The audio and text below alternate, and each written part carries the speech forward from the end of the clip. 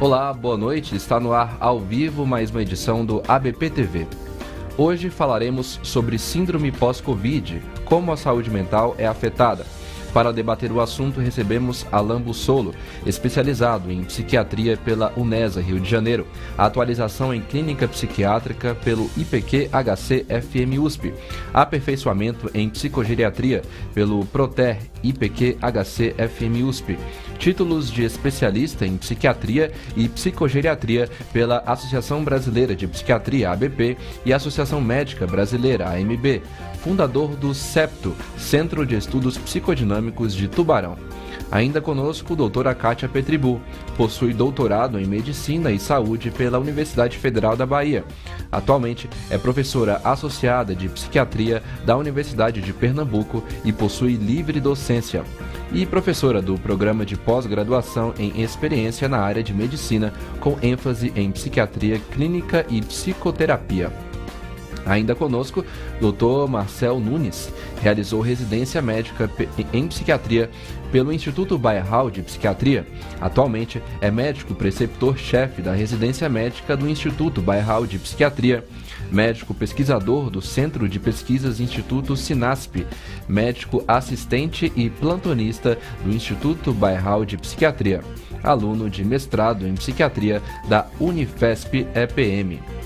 Ainda nesta edição teremos o Dr. Sérgio Tamay, médico psiquiatra, doutor em psiquiatria pela Universidade de São Paulo, a USP, diretor secretário da ABP, professor assistente da Faculdade de Ciências Médicas da Santa Casa de São Paulo e ex-coordenador de políticas em saúde mental da Secretaria de Estado da Saúde de São Paulo. Participe agora mesmo. Mande a sua pergunta. Pelo YouTube, Facebook e Instagram, você pode enviar pelo espaço de comentários. Agora, vamos saber um pouco mais sobre o tema de hoje. Desde o início de 2020, temos vivenciado situações que jamais imaginamos passar. Perdas de entes queridos, incertezas econômicas e sociais, medo de adoecer, entre outras coisas que são preocupantes para todos os brasileiros. Atualmente, o cenário tem se modificado. Temos visto o retorno de algumas atividades, a vacinação é uma realidade no nosso país e temos visto o número de óbitos cair em território nacional. Como a pandemia afetou a longo prazo a saúde mental do brasileiro? Quais tornos desenvolvidos neste período? Quais as principais mudanças impostas no tratamento foram geradas pela pandemia? Essa e outras perguntas serão respondidas a partir de agora no ABP-TV.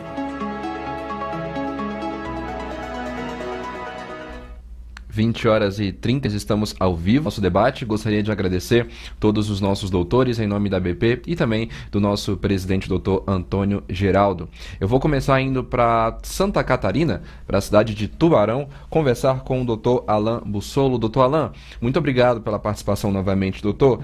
Gostaria de te fazer já a primeira pergunta, que é a seguinte: como é que a pandemia afetou a longo prazo a saúde mental dos brasileiros?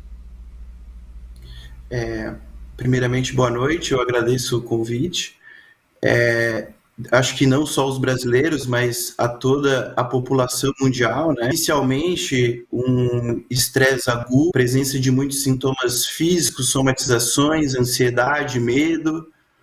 Posteriormente, eclosão de quadros depressivos em pacientes estabilizados e já no segundo momento, a longo prazo, né, um aumento significativo dos transtornos de humor na população em geral. Ok, perfeito, doutor Alain. Vamos agora também com a doutora Kátia Petribu, que fala conosco direto de Pernambuco. Doutora Kátia, boa noite. Eu gostaria de estender também essa primeira questão para a senhora: como é que a pandemia afetou a longo prazo aí a saúde mental dos brasileiros? Então, como a Alain já falou, a pandemia não apenas comprometeu a saúde mental dos brasileiros, mas do mundo inteiro. O que a gente tem visto, complementando um pouco aquilo que a Alain já havia descrito, a gente está na quarta onda, né, da pandemia. E o que é essa quarta onda? é a caracterizada pelas graves dificuldades socioeconômicas, né, e pelas doenças, sejam elas físicas, na maioria ocasionadas decorrentes da própria Covid, ou mesmo os quadros psiquiátricos decorrentes da própria Covid. E o que a gente vê como mais comum são os quadros depressivos, os transtornos de ansiedade, o transtorno de estresse pós-traumático, insônia, né? Todas essas são situações que têm sido mais e mais vistos, seja nos ambulatórios públicos, seja no consultório, em pessoas que tiveram Covid ou naquelas que vivenciaram, né, essa situação entre amigos ou familiares próximos. Ok, muito obrigado, doutora Kátia. Vamos agora para São Paulo, falar com o doutor Marcel Nunes. Doutor Marcel, boa noite. Gostaria de saber se o senhor teria algo a complementar sobre essa primeira questão que abre o nosso debate de hoje. Boa noite, é um prazer estar aqui. Sim, é importante a gente pensar, né? Tem um estudo bacana do Takei que saiu agora recentemente, esse ano, que é um acompanhamento de 6 meses aí, né? De um número muito grande de pacientes que adquiriram Covid. E nesses 6 meses, esses pacientes, 30% apresentou algum sintoma neuropsiquiátrico, né? Então, 1/3 da população que adquire Covid, né? A gente fazendo essa projeção, vai ter algum problema de ordem psiquiátrica, né? A professora Kátia já falou ansiedade, depressão, problemas relacionados ao sono, abuso de substâncias também. E então é algo muito prevalente que a gente tem que ficar bastante atento, né? Então, assim, a gente sempre se baseia no que a evidência científica traz para a gente também tem um estudo do professor Brunoni, né, que fez um acompanhamento, estudo ELSA, né, que vê os pacientes que adquiriram Covid e mostra que, assim, em termos de diagnóstico em si, de ansiedade e depressão, a gente não vê tanto, mas um aumento importante de sintomas ansiosos e depressivos, né? Então, é algo que a gente vai precisar olhar com bastante carinho, bastante cuidado, principalmente para esses pacientes e para quem está vivenciando essa situação. Ok, muito obrigado, doutor Marcel. Vamos agora com o doutor Sérgio Tamay. Doutor Sérgio, uma boa noite para o senhor. Gostaria de saber também se o senhor teria algo a complementar inicialmente dessa questão, mas já vou te repassar também uma questão que chegou aqui pelo nosso Instagram, que é da Jaqueline Freitas. Ela questiona se existe alguma faixa etária em que a saúde mental foi mais afetada pela pandemia. Bom, boa noite a todos. É um prazer estar aqui novamente. Assim, consequências a longo prazo é difícil de a gente ter, porque é uma pandemia, ela é recente, né?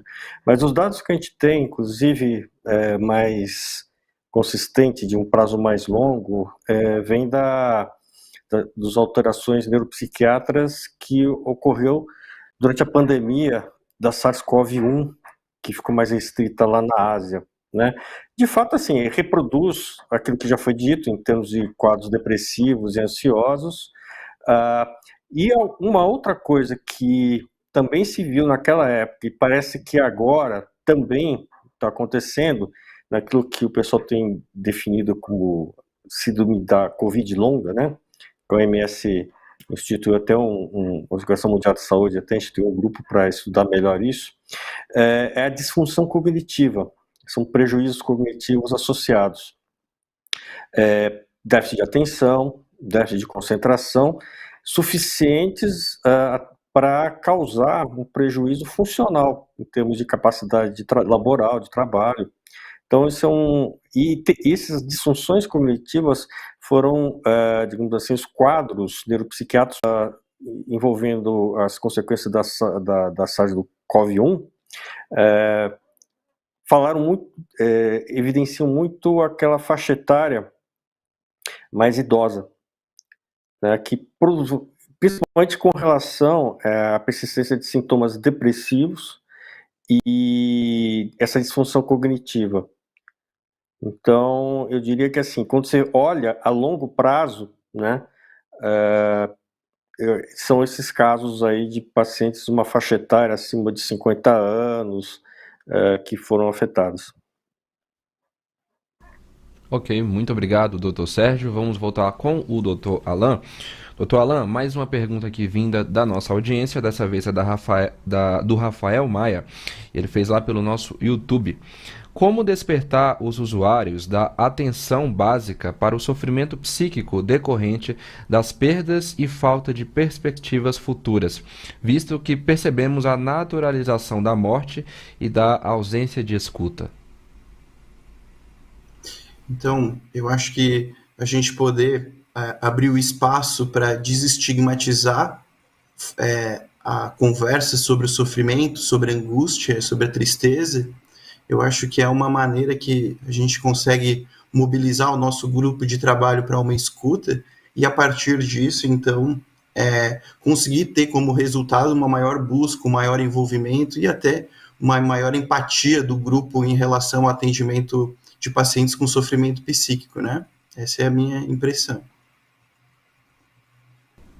Ok, muito obrigado, doutor Alain. Vamos voltar lá com a doutora Kátia Petribu. Doutora Kátia, a próxima pergunta gostaria da sua resposta e também da opinião dos seus colegas, que é a seguinte. Os doutores identificaram um aumento de atendimentos durante este período de pandemia? Sim, né? A psiquiatria anda muito sobrecarregada, né? De pessoas com quadros psiquiátricos durante a Covid, né? Ou pós-Covid. Eu já atendi pacientes que eu nunca tinha acontecido isso na minha vida. Eu aqui, o paciente em outra cidade do norte do país, mas dentro de um hospital, né? De um quarto de hospital com Covid. Então, eu prestei atendimento, né, dessa forma, pacientes com UTI no Recife, né, que eu não me sentia à vontade de ficar indo o tempo todo, né, então alguns pacientes dentro de UTI eu pude fazer atendimento, né, por via de celular, né, enfim, e que antes da Covid, nós não tínhamos absolutamente essa possibilidade, porque não havia aprovação de atendimento online pelo Conselho Federal de Medicina. Mas, assim, o que é que eu tenho visto, e aí eu gostaria de ouvir um pouco os colegas. Eu tenho visto, especialmente, houve um aumento grande da demanda, sobretudo de profissionais de saúde, né, sobrecarregados, que não suportam mais, né, pelo número de atestados de óbito. Me lembro bem uma paciente, olha, Kátia, eu dei 6 atestados de óbito num plantão de 12 horas. Então, os profissionais, pelo tempo que a Covid, né, toma conta, né, de nós, há 1 ano e meio praticamente, a gente tem tido um aumento muito da demanda de atendimento pelos profissionais de saúde. Ok, muito obrigado, doutora Kátia. Doutor Marcel Nunes, o senhor percebeu algum aumento nesse período? Eu acho que é aquela história, né? Em termos de quantificação, não sei se eu consigo quantificar que houve um aumento de casos de depressão, se for comparar com a média ao longo dos outros anos e tudo mais, né? Mas, com certeza, a demanda, o tema, né, que pode ter ocasionado o quadro depressivo, o quadro de ansiedade da pessoa, sim, né? A gente via muito relacionado ao Covid, por estar na linha de frente do Covid, né? Pessoas que até tinham uma capacidade de resiliência boa, né? Apresentar uma queda. Então, às vezes, eu atendi uma residente de pneumologia que ela assim, travou porque ela teve que, junto com os chefes, decidir se ela quem que ia para o tubo, quem que não iria, quem queria falecer porque não tinha o suprimento adequado, né? Então, acho que essa falta de preparação e de cuidado com os profissionais de saúde foi algo que foi importante. Aí um tema que concordo com a doutora Kátia, aumentou sim a demanda no serviço, né? Ok, doutor. Doutor Sérgio, qual que é a visão do senhor sobre essa questão? Bom, a questão dos profissionais de saúde, e não só os profissionais de saúde, mas também que estão diretamente, né, o pessoal de enfermagem e tal, mas a gente vê também o pessoal que trabalhava nas remoções, né? Isso foi um fenômeno mundial, e acho que nas outras pandemias também, né? Então o pessoal que está na linha de frente realmente sofre mais. Agora, do ponto de vista, assim, do que eu pude observar, né, geralmente os casos mais agudos, né, que vinham recorrer, que eu dirijo um hospital psiquiátrico, então as admissões, por exemplo, de indivíduos que haviam abusado de substâncias, isso é uma das coisas que apareceram. Uma outra coisa que a gente observou principalmente casos, mas no ponto de atendimento de pessoas mais jovens, né, abaixo de 20 anos até, parece que foi uma população extremamente afetada, né? Então, às vezes, viam desde abuso de substância, casos de automutilação, tentativas de suicídio. Então, isso acabou uma coisa que chamou atenção, né? Que normalmente essa população nem aparece tanto assim nos pontos de atendimentos, mas acabou aparecendo de uma maneira um pouco mais frequente, né? Ok, doutor Sérgio. Ok, doutor Sérgio. Doutor Alain, o que o senhor observou também durante esse período de pandemia?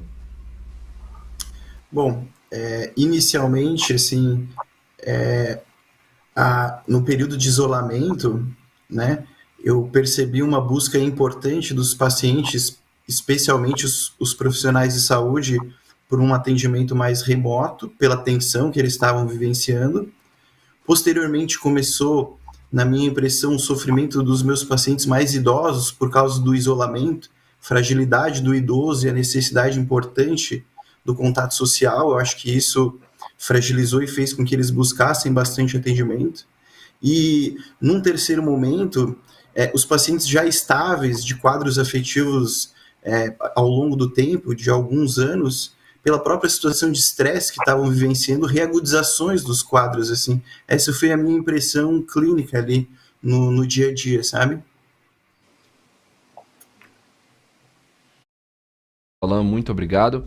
Vamos voltar com a doutora Kátia Petribu. Doutora Kátia, a próxima pergunta vem do nosso Instagram e é a seguinte: a saúde mental afetada durante a pandemia tem origem somente psíquica ou também algo neurológico? Olha, devido à situação, tem se estudado, né, muito a associação entre Covid, né, e vamos pensar numa pessoa que teve Covid e que alterações psicopatológicas e organicidade. Então, assim, já tem sido visto, tá certo, que na verdade não é só uma reação emocional, uma reação puramente psicológico, mas talvez digamos assim, pela afinidade neurotrófica também, né, do quadro da COVID, pode favorecer o aparecimento de todos os quadros psicopatológicos recém-citados, então depressão, ansiedade, toque, transtorno de estresse pós-traumático, insônia, mas também em muitos pacientes uma piora de quadro clínico anteriormente apresentado. Alguns pacientes que estavam de alta, que estavam sem tratamento, houve uma piora, né, do quadro clínico. Ok, obrigado, doutora Kátia. Bom, agora são 20 horas e 51 minutos. É hora de saber o que é destaque no nosso Semana ABP.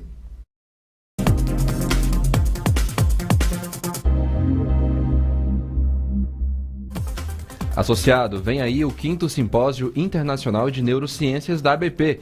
Entre os dias 6 e 7 de agosto, a plataforma de eventos online recebe esta incrível atividade, que este ano tem como tema central desafios para o tratamento dos transtornos de humor em tempos de pandemia, e conta com a participação de palestrantes nacionais e internacionais, trazendo o que há de mais atual no assunto. Acesse www.aBP.org.br/sync e garanta já a sua vaga. O 38º CBP acontece entre os dias 6 e 9 de outubro no Centro de Eventos Fiergues, em Porto Alegre, de forma presencial. Todos os cuidados necessários estão sendo tomados para te receber da melhor forma. Acesse agora www.cbpabp.org.br e aproveite o parcelamento em 4 vezes sem juros. Mas corra, as vagas são limitadas. Nos vemos em Porto Alegre.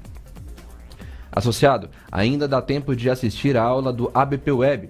A atividade Quais são as evidências da eficácia dos derivados da cannabis no tratamento de doenças mentais, ministrada pelo Dr. Frederico Garcia, está disponível na plataforma de eventos da ABP até o dia 4 de agosto. Garanta já a sua vaga em www.abp.org.br/ABPWeb.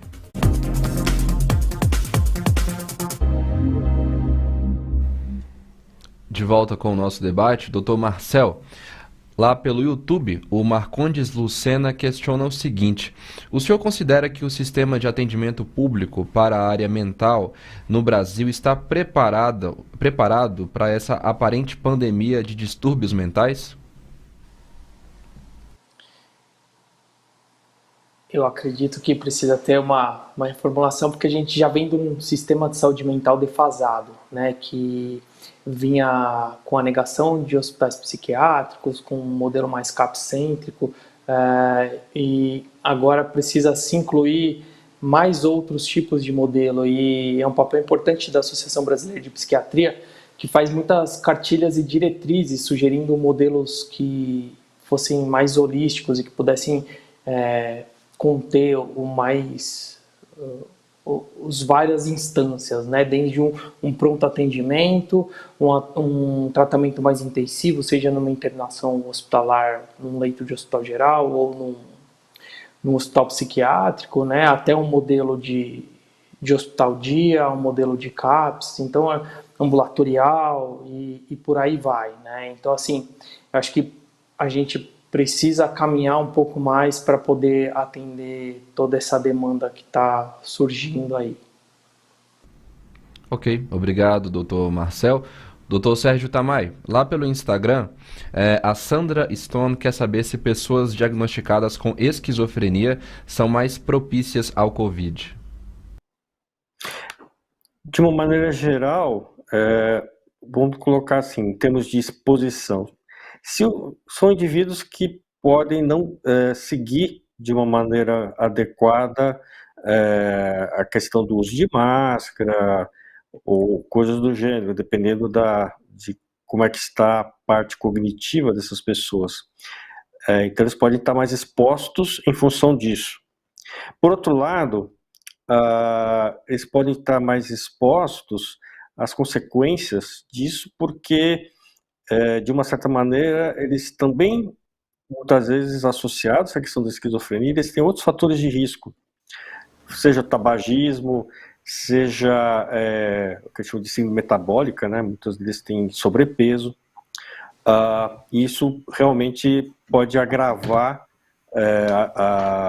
o estado deles quando infectados. Por outro lado, geralmente, os quadros psicóticos cursam também com uma disfunção cognitiva, e que já foi relatado que essa disfunção pode se agravar com a própria infecção, né, da Covid. Fora isso, a gente tem que também prestar atenção com as medicações que esses pacientes tomam, porque alguns antipsicóticos podem ser pró-inflamatórios, né, ou seja, eles exacerbam a reação inflamatória, aquela tempestade de citoquinas que o próprio vírus provoca. E isso pode ter uma questão de agravamento desses quadros, né? Então, é algo que precisa ser avaliado. Por outro lado, há alguns relatos que eu ouvi, né, dentro do hospital, de intensivistas, o próprio uso de algumas medicações para controlar as manifestações inflamatórias da Covid pode também causar quadros confusionais, quadros de delirium. No início, quando o pessoal começou a colocar corticosteroides, não era raro você ter indivíduos que desenvolviam quadros confusionais agudos por conta disso. Então, é uma coisa bastante, digamos assim, sensível, né, nesses pacientes também.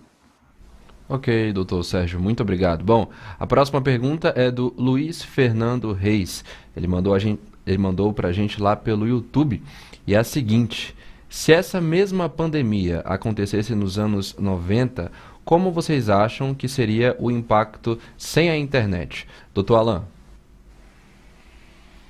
Olha, que pergunta, hein? Excelente.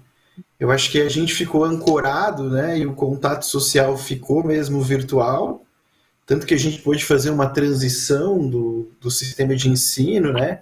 Com as perdas em acordo com a situação.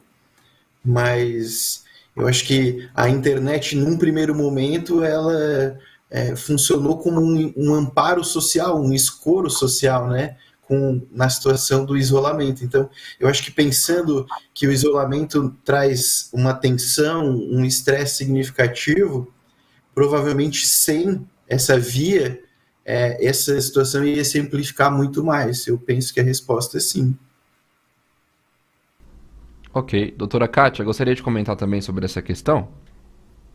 Sem dúvida, foi assim, como se diz, a cereja do bolo, né? Foi a forma que nós tivemos, primeiro, de passar receita, né? Porque como é que eram esses pacientes do interior, pacientes idosos, para buscarem receita para adquirir seus medicamentos? Então, isso foi uma coisa muito importante. A possibilidade da gente atender pessoas que estavam fora do estado, em cidades mais distantes, e muita gente foi para a praia, foi para a fazenda, né? Foi para, enfim, locais mais distantes, e tudo isso favoreceu esse atendimento. E também eu acho que um fato assim muito importante que já foi falado aqui foi a possibilidade de uma aproximação dos idosos com seus familiares, né? Então, isso foi uma coisa assim, um fato muito importante, porque ninguém ia mais para o aniversário de ninguém frequentava mais a casa de ninguém, sobretudo naquele momento inicial da Covid. E aí a possibilidade desse contato pela internet foi muito importante, sobretudo para aqueles indivíduos que não saíam de casa, né? Então, assim, eu lembro que ano passado, em maio, foi o aniversário da minha mãe, de 78 anos. E, bom, eu terminei indo porque eu precisava ligar o computador, porque ela não ia saber ligar. Enfim, nós fizemos uma festa online, que durou 1 hora. Gente, foi a melhor coisa. Ela ficou muito feliz, talvez até do que fosse uma festa presencial, porque entraram pessoas de todos os locais do mundo e que todos se conheciam, entendeu? Que seria muito difícil ter todos juntos numa festa presencial. Então, assim, abriam champanhe, pegavam bolo, entendeu?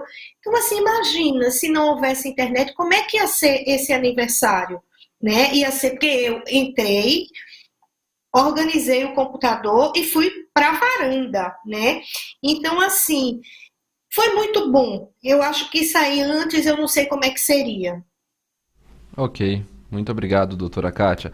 Doutor Marcel, fique à vontade caso queira complementar essa questão, mas também já vou te entregar aqui uma outra vinda do nosso Instagram, que é a seguinte: além de quadros ansiosos e depressivos, outros quadros novos apareceram?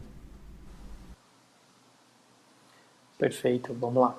Eu acredito que a internet tudo na vida, né? A gente precisa aprender a usar o meio correto, né? Tudo o que é em excesso pode se tornar prejudicial, né? E, por exemplo, se você tomar 20 litros de água, vai ser prejudicial. Então, na internet também é o mesmo. Então, quando você usa a internet como meio de aproximar pessoas, né, diminuir essas barreiras, né, porque muita gente confundia o isolamento social com solidão, né, e na verdade não, a gente pode estar isolado, mas com uma rede de apoio, uma rede de amigos e muito forte.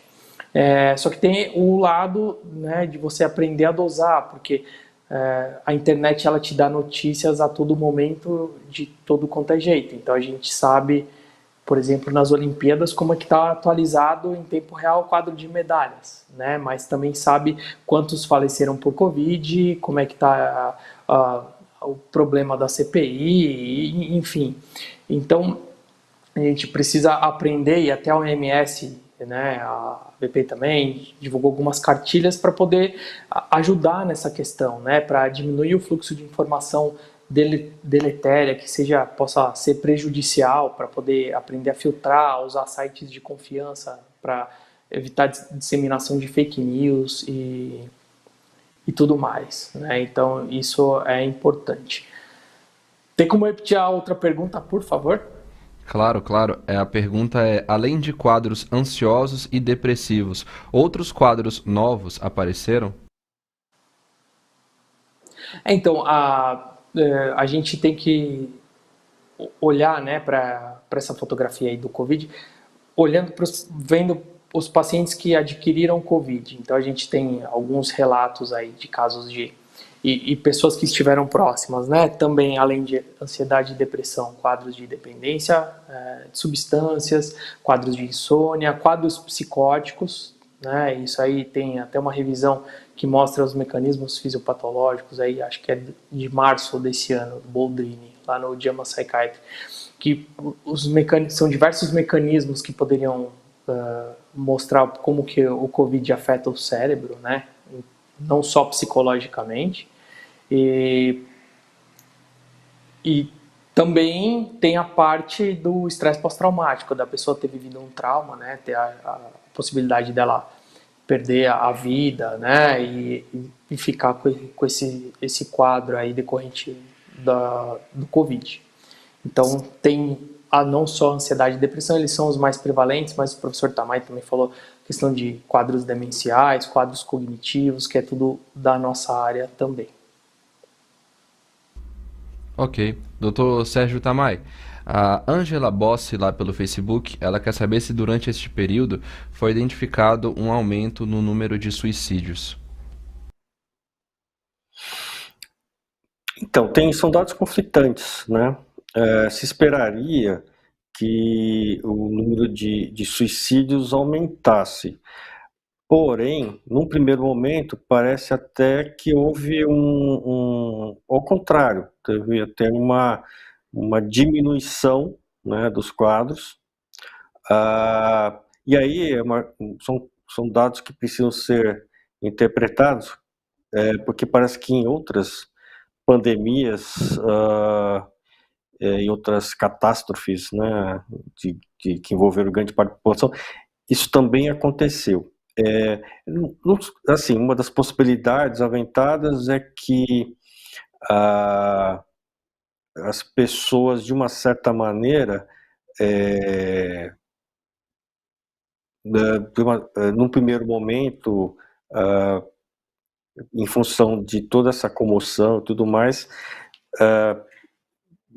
tiveram uma situação de que, assim, bom, resumindo assim, bom, eu estou numa situação ruim, mas tem gente aí que está numa situação muito pior, digamos assim, né? Então, isso é um dado. Outro dado é que, muitas vezes, as pessoas, pensando numa família, ficaram mais próximas. Aquilo que foi falado com relação à questão da internet e o quanto que essa possibilidade de contato entre pessoas, que muitas vezes, se não fosse a pandemia, foi muito caso de pessoas que não se viam há muito tempo, que com a pandemia, por conta dessa disseminação aí de vídeo chamadas, acabaram até se conectando mais, né, que ela tão, de uma certa maneira, essa possibilidade de contato, ou de busca de contato, acabou servindo de uma certa forma de alento. E, por outro lado, a possibilidade de atendimento à distância, sem ser presencial, também aumentou a possibilidade dessas pessoas que precisariam de uma ajuda, ter essa ajuda de uma maneira mais pronta. Né? Vide essa questão, que eu conheço psicólogos aí que nunca tiveram tanto contato com pacientes ou busca por pacientes do que agora, né? Então, por mais contraproducente que possa parecer, aí é a questão do que foi colocado, a importância da internet, dessa possibilidade, de uma certa forma, de uma democratizada em uma possibilidade de um acesso maior para essas pessoas que estavam em sofrimento, né, psíquico, de conseguir até esse acolhimento e essa... e olhando especificamente isso, é isso que as pessoas estão tentando pensar do porquê que isso aconteceu. Ok, doutor Sérgio. Doutor Alain, pelo Facebook, o Franklin Bezerra quer saber se podemos afirmar que houve, neste período de pandemia, maior presença de sintomas persecutórios. Olha, a gente sempre, quando tenta responder uma pergunta, a gente pensa nos dados, né, dos estudos científicos. E do meu conhecimento em si, a ideia é que não tem um aumento de sintomas persecutórios, né? Se a gente for pensar numa exacerbação de quadros psicóticos, ou mesmo a incidência, né, de quadros novos, aí talvez possa se considerar essa possibilidade, mas não tenho nenhum estudo científico na minha cabeça que indique esse aumento do sintomatológico, tá? Ok, doutor Alain, muito obrigado. Doutora Kátia, a Karine Coutinho lá pelo Instagram, ela perguntou assim: qual a estimativa de tempo para perspectivas de normalidade social em relação às vivências pós-vacinação de todas as faixas etárias? Eu acho que isso aí é uma pergunta e uma resposta de $1 milhão, né? Eu acho que é o que o mundo inteiro, né, gostaria de saber o momento que a gente vai sair dessa pandemia.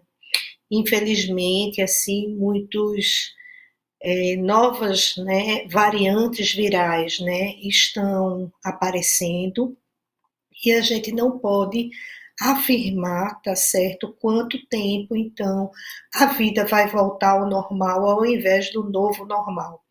Bem, diante disso, né, a gente sabe que as situações de estresse, de depressão, de ansiedade, enfim, quando elas são atendidas, os pacientes medicados, os pacientes que entram em um atendimento psicoterápico bem conduzido, né, essas pessoas, então, têm mais chance de ter um melhor resultado, um melhor follow-up, uma melhor qualidade de vida depois da Covid. Mas, assim, gente, eu acho que essa quarta onda da Covid, tá certo? A ideia que se tem é que ela perdure por muito tempo, até porque em termos do nosso país, o que eu já ouvi de pessoas ligadas à área econômica e tudo, é que a gente vai passar cerca de 10 anos para recuperar, né, tudo isso que foi acometido. Por outro lado, tem toda a situação desse verdadeiro buraco, né, em relação ao aprendizado, em relação à escola, né, as perdas que foram, que houveram. Então, tudo isso são situações que pioram o melhor resultado. Ok, perfeito, doutora Kátia. Doutor Marcel, a pergunta agora é do Marcondes Lucena. Ele quer saber se as ferramentas digitais, que de certo modo impostas pelas circunstâncias pandêmicas, se elas poderão ser utilizadas de modo mais abrangente após a pandemia, facilitando o atendimento público na área mental. Isso vai depender muito das políticas públicas, né, que vão seguir após esse período de pandemia, mas que para a gente foi algo muito importante, né, a gente conseguir fazer um teleatendimento em pessoas que antes não conseguiam chegar a um atendimento psiquiátrico, né, o cuidar da saúde mental foi mais olhado nesse sentido, né, então acho que quanto mais a gente conseguir incorporar essas práticas no serviço público, melhor, né? Eu sou funcionário público de uma cidade próxima aqui, São Paulo, e que já foi incorporado o teleatendimento também. Tem os atendimentos presenciais e os teleatendimentos, né? Até para poder os profissionais da saúde que estavam em grupo de risco, né? Para eles poderem ajudar nesse sentido, mas ajudar à distância. E a gente tem tido bons resultados, né? E grupos de luto, grupos de diversos tipos, grupos de apoio, né? Grupos de ajuda para dependentes químicos e por aí vai, né? Então a gente consegue expandir para diversos locais. Então eu acredito que deveria sim continuar incorporando. Ok, doutor Marcel, muito obrigado. Doutor Sérgio, o Luiz Fernando Reis, pelo YouTube, quer saber se, pensando nessa fisiopatologia teórica do pânico, tem alterações pós-Covid de amígdala ou nervo óptico e hipotálamo? Não, então, na verdade, assim, a gente sabe que as ações, né, do ponto de vista neuropsiquiátricas, do vírus, ela pode ter de uma invasão direta do vírus no sistema nervoso central. Isso pode acontecer não do nervo... alô? Sim, assim, pelo bulbo olfativo, né? O bulbo olfativo, ele acessa, né, o cérebro em áreas próximas dessa região do córtex entorrinal, amígdala, sim. Pode ser também por pares cranianos também.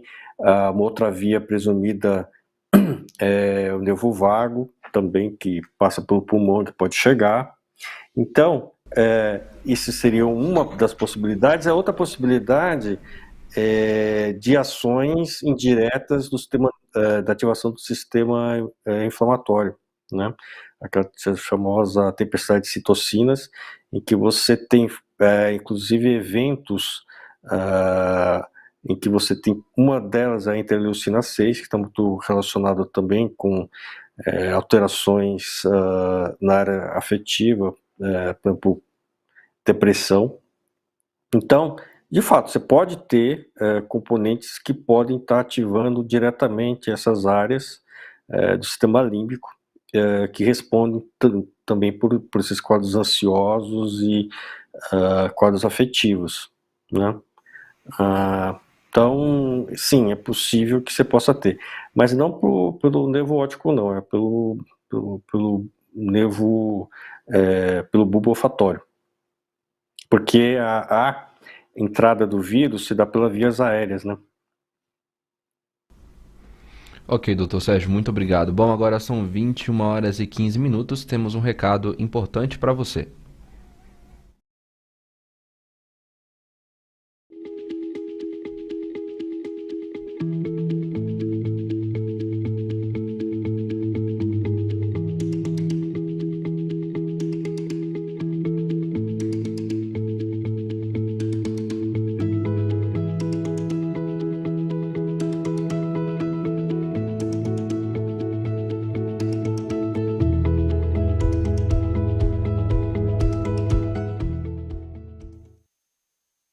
Com o nosso debate, vamos voltar com o doutor Alain. Doutor, o Augusto César, lá pelo YouTube, perguntou o seguinte: na opinião dos senhores, qual o papel da mídia, basicamente no Brasil, no desencadeamento de alterações psiquiátricas na população em geral? Boa noite. Então, não existe uma métrica objetiva, né? Vou te dar uma opinião, mas é uma opinião. a mídia ela pode tanto reforçar o medo através da insegurança, das falsas notícias e também da exposição de forma inadequada de conteúdos, né? E por um outro lado, ela também pode, com notícias objetivas, com informação de alta qualidade, trazendo um conhecimento expressivo e com confiança, né? Isso pode também trazer um acalme, um alentecimento para o sofrimento, né? Então, acho que a questão aqui que se põe dependendo da mídia, do local onde a gente vai buscar a informação e da qualidade da informação, ela pode ter um papel favorável e também, se for uma mídia catastrófica, que valorize em excessivo sofrimento ou que traga as notícias de maneira deturpada, isso também pode, então, ser agravado. Então, acho que depende do local onde a gente busca o conhecimento, tá bem? Ok, muito obrigado.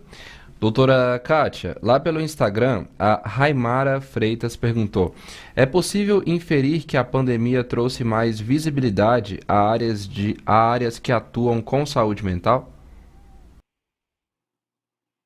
Não, sem dúvida, né? Os serviços, eles terminaram sendo mais divulgados, as pessoas perguntavam aonde buscar atendimento, então essas informações, né, tomaram a internet e as pessoas tinham mais acesso. Embora eu acho que a gente não está dando conta e tem uma ponta do iceberg que ainda começou a não aparecer, entende?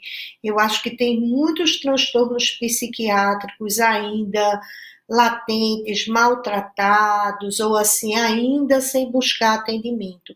E aí a gente teve um grande problema, porque assim, na maioria dos estados, os atendimentos ambulatoriais de saúde mental, eles terminaram por ser bastante reduzidos, né? E a gente já tinha digamos assim, uma defasagem, né? Filas de espera de pacientes em todos os locais. Então, a gente tem que repensar realmente essa rede de saúde mental. O que é que esses pacientes de fato precisam para, assim, melhorando a Covid, todas as pessoas com necessidade começarem a sair de casa, buscar os atendimentos e a gente tratar essas pessoas. Tem muita gente em casa sem diagnóstico e sem tratamento. Ok, doutora Kátia. Doutor Marcel, o Luiz Fernando Reis pelo YouTube pergunta se vocês acham que a nossa área teve maior valorização, já que o mundo mudou e o homework pode ser o fim dos consultórios se ele pode ser o fim dos consultórios a longo prazo. Eu acredito que a área da saúde mental ela pode ser mais valorizada, mas vai ter momento que a gente vai ter que valer mão do atendimento presencial, né? A gente, o CFM autorizou, o CFM habilitou esse tipo de atendimento e tudo, mas muitas das vezes, por exemplo, né, a gente que lida com o idoso, a gente vai precisar fazer um bom exame físico, uma avaliação do exame neurológico, então isso a gente não vai conseguir fazer à distância, né? Tá bem próximo. Então, eu não acredito que são coisas que vão ser excludentes, mas complementares, né? Não vai ser substitutiva, mas em momento a gente vai valer mão do atendimento à distância e em momentos a gente vai valer mão do atendimento presencial. E é importante a gente saber se adaptar a essas mudanças. Ok.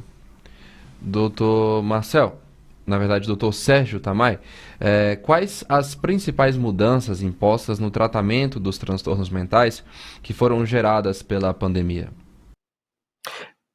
Na verdade, vou conectar essa resposta com as duas últimas perguntas. Acho que, do ponto de vista o aspecto do tratamento psiquiátrico, se houve uma valorização, assim, do ponto de vista eu vou falar assim, como ex-coordenador de saúde mental, quando a gente fala de saúde pública, eu diria que não, até porque durante essa pandemia, muitos dos serviços, né, que teriam papel de atendimento ambulatorial, pelo menos aqui no estado de São Paulo, né, que seriam os CAPs, eles fecharam o atendimento. Quer dizer, eles fecharam os CAPs para o atendimento em função da Covid, por exemplo. Então, as pessoas não tiveram esse acesso.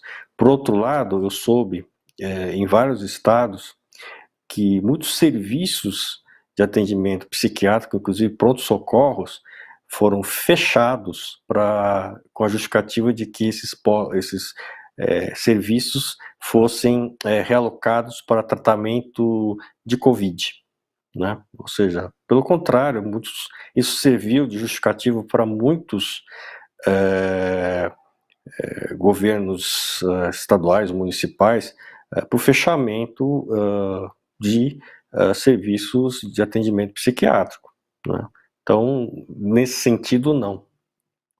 Agora, com relação à questão de se essa questão da telemedicina vai afetar, do ponto de vista os consultórios e tal, eu acredito que não. Se a gente for pensar numa psiquiatria ou um atendimento adequado, né?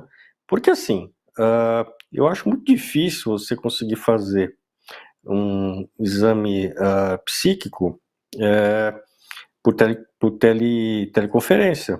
A gente se vale muito menos do que é dito, mas da forma como é dito, e aquela linguagem não verbal se perde muito dentro de plataformas digitais, né? Tanto que uma das coisas que também a gente acabou tendo de lidar, inclusive em consultorias com empresas, é que em reuniões através de teleconferência ou de videoconferência são muito mais cansativas do ponto de vista psíquico do que reuniões presenciais. Então, essas reuniões virtuais são muito mais desgastantes. Por quê? Em grande parte porque a gente perde muita informação daquela linguagem não verbal, né? Então, eu acredito que, assim, no caso específico da psiquiatria, eu diria que num momento emergencial, né, até você pode utilizar, mas no dia a dia, eu acho que fica muito difícil realmente você fazer um exame psíquico. O Dr. Marcel colocou que também a gente precisa fazer exame físico. Então, eu acredito que isso não, assim, pelo menos naquilo que seria uma boa prática médica, né, principalmente na nossa área, acho que isso somente por teleatendimento não vai ser adequado, eu diria, né? Então, não vejo que isso possa ser, o teleatendimento vai predominar nesse sentido, né? Então, eu acho que nesse sentido, essas mudanças que estamos falando em termos de tecnologia, vão servir para esse momento. Pode ajudar em alguns momentos, por exemplo, de acesso ao paciente, que ele precisa ter um acesso, em vez de telefonar, às vezes você pode fazer uma coisa mais detida e fazer um teleatendimento. Por exemplo, teleatendimento eu só faço com pacientes que eu já vinha acompanhando, tal. Isso não torna prescindível, digamos assim, o atendimento presencial, né? Então, o atendimento de um primeiro caso, um caso que eu nunca vi, fica muito difícil você fazer, de fato, um exame psíquico, um atendimento adequado. Ok, muito obrigado, doutor Sérgio. Doutor Alan, a pergunta agora é a seguinte: o aumento de casos e, consequentemente, a busca por auxílio pode ser um fator importante na diminuição do estigma? Excelente pergunta, obrigado, né? Sim, é um fator que eu diria fundamental. A partir do momento que a pessoa tem um sofrimento e ela se sente incapacitada por aquele sofrimento, isso cria um sentido de busca de ajuda, né? E esse sentido faz, então, com que se abrande o estigma, se trabalhe com as dificuldades pessoais de buscar o atendimento, e a partir da busca do atendimento e dos resultados de um bom atendimento, como o doutor Sérgio colocou ali, a importância da psiquiatria clínica, do olho no olho, de conhecer o paciente, né? Eu penso que isso deve sim desestigmatizar. Então, acho que os resultados que a gente vai colher no futuro com uma boa psiquiatria, e acho que a nossa psiquiatria ela é uma psiquiatria de excelência, especialmente aí no sistema privado, né? A gente, com o resultado do nosso trabalho, a gente deve ajudar a abrandar, a amenizar o estigma. Isso é o que eu espero aí no dia a dia, no futuro aí. Ok, muito obrigado, doutor Alain. Bom, agora são 21 horas e 27 minutos. Para você que acompanha a gente pelo Instagram, nossa live vai ser encerrada agora, mas a gente segue ao vivo com a reta final do ABP-TV pelo YouTube e também pelo Facebook da ABP. Vamos voltar com a doutora Kátia. Doutora Kátia, a próxima pergunta vem do nosso Instagram e é a seguinte: como vocês têm percebido o descontrole com o uso de medicamentos para transtornos mentais? Olha, em relação a pós-Covid, tá certo? Nesse momento específico, eu não tenho visto um descontrole, né? Claro que o que a gente vê é que muitas pessoas, talvez, estejam utilizando, sobretudo, benzodiazepínicos de familiares, de vizinhos, já que a insônia, né, tem sido uma queixa e ansiedade bastante frequente dos pacientes. É, eu não vejo tanto descontrole. Agora, eu acho quem usa medicação, tá certo? Quem está buscando uma medicação doada por algum familiar ou amigo, busque então um tratamento, busque um atendimento psiquiátrico, para que se possa ser avaliado, ser feito o diagnóstico e ser prescrito o tratamento correto, entendeu? Eu acho que a grande preocupação é com a autoprescrição. Ok, muito obrigado, doutora Kátia. Doutor Marcel, mais uma questão aqui do Augusto César lá no YouTube. Ele quer saber se precisaríamos de um maior número de leitos hospitalares em psiquiatria nesse momento da pandemia. Nesse momento e antes e depois, eu acho que a falta de leitos hospitalares em psiquiatria é um problema, né?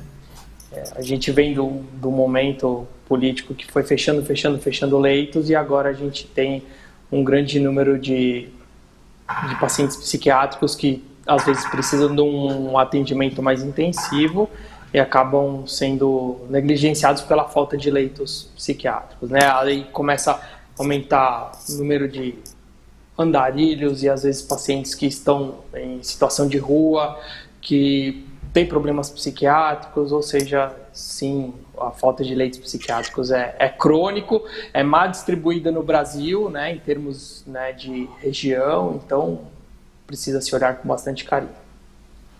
Ok, muito obrigado, doutor Marcel. Bom, 21 horas e 30 minutos, estamos chegando aqui na reta final do nosso ABP-TV de hoje. Deixa eu voltar com o doutor Sérgio. Doutor Sérgio, gostaria das suas considerações finais sobre o nosso tema de hoje? Acho que esse tema é um tema relevante, vai ter uma relevância maior na medida em que vai progredindo a questão dessa pandemia, né? Eu acredito que isso é algo que tem, de alguma maneira, se for pensar do ponto positivo, a questão da relevância da saúde mental, né? Isso, de fato, né, tem levado, se pelo lado do Estado não tem mobilizado muito, mas pelo lado privado, a gente tem visto muitas empresas preocupadas com a saúde mental dos funcionários. Então, a questão de consultorias a respeito disso. Durante a pandemia, né, por exemplo, essa questão do home office, já isso tem uma participação do pessoal da área de saúde mental e psiquiátrica, que não dá para ficar as pessoas somente em home office, né? Então, muitas empresas, assim, ainda que de uma certa maneira escalonando as pessoas, então a questão presencial acaba sendo importante para a saúde mental, realmente, das pessoas. Por outro lado, a gente vê, como a gente nunca tinha visto antes, empresas de serviços de plano de saúde, né, indo para a mídia, fazendo, digamos assim, propaganda e marketing em cima de atendimento em saúde mental. A gente tem exemplos disso, né, coisa que antes a gente, de fato, não tinha visto. Então, isso mostra a relevância que a sobrecarga, do ponto de vista psiquiátrica, em termos de relevância, isso está tendo, e as empresas estão percebendo isso, e de fato, pelo menos assim, do lado da iniciativa privada, um investimento maior dentro disso. Ok, doutor Sérgio, muito obrigado pela sua participação aqui nessa noite no ABPTV. Uma boa noite e até a próxima. Voltando com o doutor Alan. Doutor Alan, gostaria também da sua mensagem final sobre o nosso tema de hoje. Bom, primeiro agradecer aos colegas, né, pelas explanações. Eu acho que a gente ter a oportunidade de alguma maneira se conectar e escutar todos é extremamente significativo e cresce a nossa especialidade.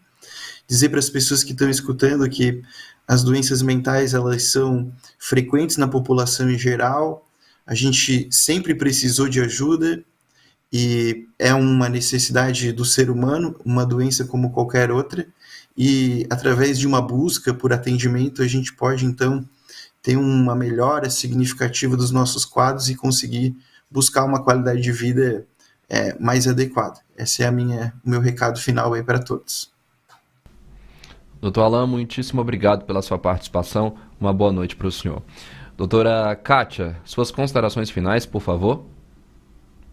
Eu agradeço a ABP pelo convite, a presença de todos, né? E assim, vamos cuidar, né, da nossa saúde mental. Se você está com depressão, com ansiedade muito importante, sem conseguir sair de casa, procure um profissional, um psiquiatra, né, que possa avaliar de uma forma correta e, posteriormente, medicar ou enviar para uma psicoterapia ou indicar uma psicoterapia. O bom diagnóstico tem uma associação direta com a boa resolução do quadro clínico. Boa noite a todos e obrigada. Muito obrigado, doutora Kátia. Uma boa noite para a senhora. Doutor Marcel, suas considerações finais? Bom, gostaria de agradecer o convite, né? Parabenizar a ABP por esse brilhante trabalho que faz para divulgar conteúdo de alta qualidade, né? E poder disseminar o conhecimento de uma maneira adequada. E com relação ao tema, né? A Covid se mostrou ao longo desse tempo aí de pandemia que não é só uma gripezinha. E, na verdade, é algo muito mais sério, uma doença sistêmica que ela afeta o corpo inteiro, né? Desencadeando um quadro de diabetes e principalmente a gente viu, né, alguns estudos mostrando dados expressivos com esses sintomas neuropsiquiátricos. Então, a gente precisa ficar atento. O bonito da ciência é ver essa evolução, que antes, no começo da pandemia, a gente sabia muito pouco e a gente já tem muita coisa sendo publicada e a gente sabendo mais, e muita coisa ainda está por vir. Mas que é algo sério e que a gente está aqui se atualizando, a gente está sempre buscando novas oportunidades e novas opções e reiterando o que todos os colegas disseram, né? A gente está aqui para, caso tenham dúvida, caso precisem de uma avaliação para ser avaliado e ajudar da melhor maneira possível. Foi um prazer. Ok, doutor Marcel, muito obrigado pela sua participação. Uma boa noite para o senhor. Lembrando a você que esse tema de hoje também vai ser debatido no 5º SINC, que acontece entre os dias 6 e 7 de agosto, na plataforma de eventos online da ABP. As inscrições podem ser feitas em www.abp.org.br/SINC. Não perca! O ABP-TV de hoje está ficando por aqui. Nós temos um novo encontro marcado na próxima terça-feira, dia 3 de agosto, para falarmos sobre transtornos de humor, os maiores desafios enfrentados durante a pandemia. Teremos a participação dos doutores Acioli Lacerda, José Alberto Del Porto e Rodrigo Delfino. Para você, uma boa noite.